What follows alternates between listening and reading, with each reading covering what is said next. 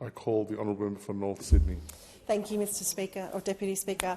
I rise in support of the member's motion for one simple reason, and that is that whether or not reform has been fast enough in coming when it comes in the case of the Public Interest Disclosure Act, the reality is now we have an Australian citizen who, to all intents and purposes, has done what he believes is in the best interests of our country, and yet he has found himself to be under the full attention and of our judicial system.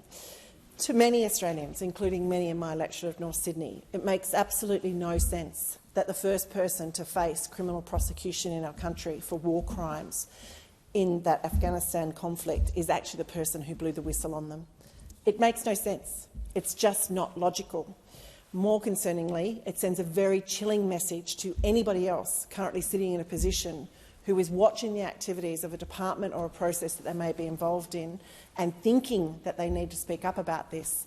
The message this prosecution sends to those people is do not, or if you do, you will face the full weight of the law. As a civil society that is seeking to progress ourselves ever forward, one of the things we must commit to is transparency. We must commit to integrity in all of our processes. And in this simple case, it's hard not to see David McBride as a pawn in a much bigger political game. That's why I believe it's important that we suspend standing orders today to debate this. I do absolutely pay my greatest respects to the Attorney-General. I know this is a passion project of yours, and I know this is an area you're incredibly committed to. I also know, though, that you do have the power to stop this prosecution, that the terms under which you can exercise that power are not written in the legislation. It is up to you to decide whether they are extraordinary.